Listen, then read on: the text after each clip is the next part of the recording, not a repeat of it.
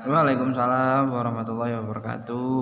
Kami di sini dari kelompok 3 ingin menyampaikan tugas materi kuliah, yaitu jurnalistik tentang pers.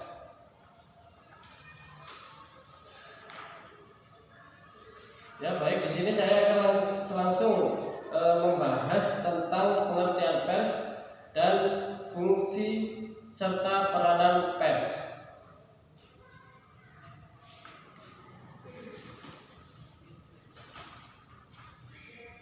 Pengertian pers secara etimologis, kata pers berasal dari Belanda yang artinya tekan atau menekan. Secara terminologinya ialah media massa cetak atau media cetak yang dikenal sebagai salah satu jenis media komunikasi yang sudah lama dikenal oleh masyarakat. Dan media massa atau pers ini juga lazim dikaitkan dengan surat kabar dan majalah dan lain-lain. Dalam konteks formal di Indonesia, arti pers dibatasi melalui Undang-Undang Nomor 40 Tahun 1999 tentang pers, yaitu pers adalah lembaga sosial dan wahana komunikasi massa yang melaksanakan kegiatan jurnalistik yang meliputi mencari, memperoleh, memiliki, menyimpan, mengolah, dan menyampaikan informasi, baik bentuk tulisan, suara, gambar, serta data dan grafik dengan menggunakan media cetak, media elektronik, dan segala jenis saluran yang sudah tersedia. Sistem pers berlaku dalam suatu negara dengan struktur sosial dan struktur politik. Dikenal dengan 4 kategori tentang pers yang mencerminkan keadaan masyarakat dan dasar pemikiran, yang diantaranya nomor 1, pers otoriter. Lahir pada abad ke-15, keberadaan pers untuk menunjang kerajaan, akibatnya sistem pers berlaku sepenuhnya di bawah pengawasan pemerintah. Dan kebebasan pers sangat tergantung kepada raja yang mempunyai kekuasaan yang mutlak. Yang kedua, pers liberal berkembang pada abad ke-17 dan 18. Akibat timbulnya revolusi industri pada sistem ini, manusia mempunyai hak-hak yang didapatkan secara alamiah. Maksudnya, apabila ada kontrol dari pemerintah, maka potensi manusia untuk mengejar kebenaran akan berkembang dan terwujud. Yang ketiga, pers komunis berkembang pada abad ke-20. Sistem ini mendasarkan pada perubahan sosial, dan fungsi pers komunis ini merupakan alat untuk melakukan pendidikan atau bimbingan yang dilancarkan oleh partai, juga berperan sebagai alat pemerintah. Yang keempat, pers tanggung jawab sosial. Pers ini juga berkembang pada awal abad ke-20 yang mempunyai dasar pemikiran bahwa kebebasan harus disertai tanggung jawab kepada pemerintah.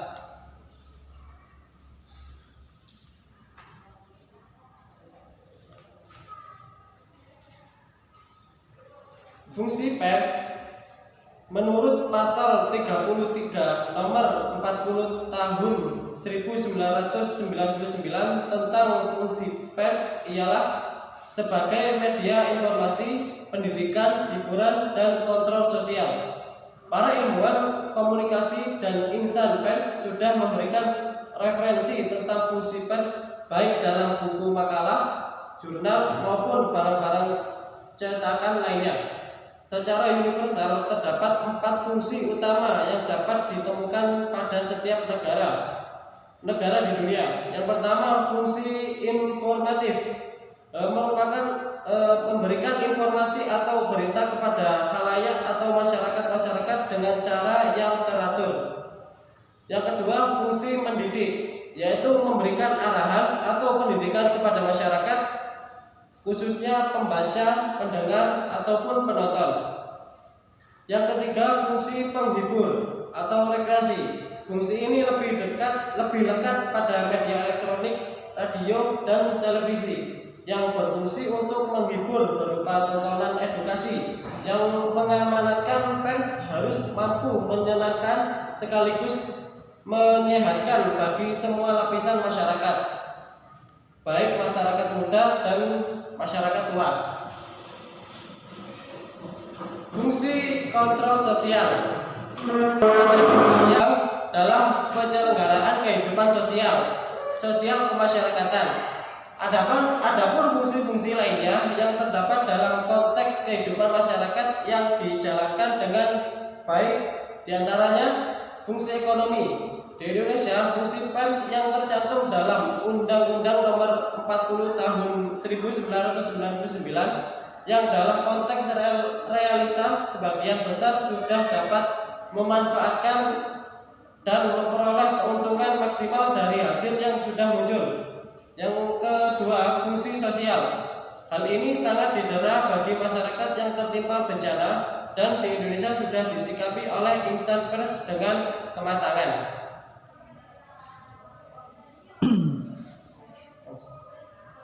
Selanjutnya kami akan menjelaskan hak, kewajiban, dan peranan pers. Hak pers diatur dalam pasal nomor 4 Undang-Undang Nomor 40 Tahun 1999 menyebutkan bahwa hak pers ialah sebagai berikut. 1. Kemerdekaan pers dijamin sebagai hak asasi warga negara. Yang kedua, terhadap pers nasional tidak dikenakan penyensoran, pemberhentian atau pelarangan penyiaran. Yang ketiga, dalam mempertanggungjawabkan pemberitaan di depan hukum, wartawan mempunyai hak tolak. Kewajiban pers, pasal 5 Undang-Undang Nomor 40 Tahun 1999 menentukan bahwa kewajiban pers ialah sebagai berikut. 1.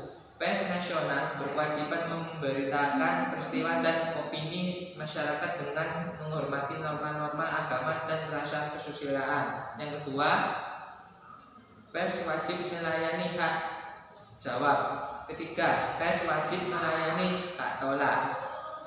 Yang selanjutnya, peranan pers. Pasal 6 Undang-Undang Pers menyatakan pers nasional melaksanakan peranannya sebagai berikut. 1. Memenuhi hak masyarakat untuk mengetahui dalam sistem pemberitaan. Yang kedua, menegakkan nilai-nilai dasar demokrasi, mendorong terwujudnya supremasi hukum dan hak asasi manusia serta menghormati kebinekaan. Yang ketiga, mengembangkan pendapat umum berdasarkan informasi yang tepat, akurat, dan benar. Yang keempat, melakukan pengawasan, kritik, koreksi, dan saran terhadap hal-hal yang berkaitan dengan kepentingan umum. Yang kelima, memperjuangkan keadilan dan kebenaran. Selanjutnya yaitu hubungan antara pers dan jurnalistik.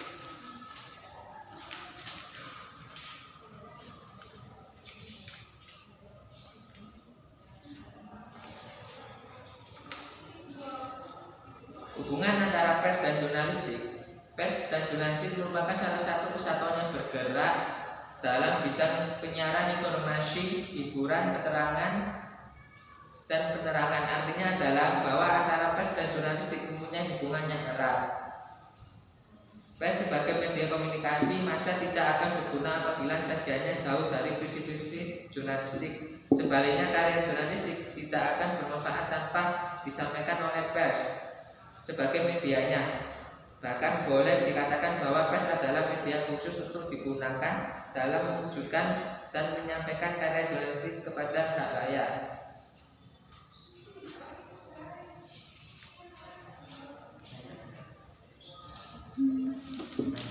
Sekian dari kami. Apabila dari penjelasan kami kurang dimengerti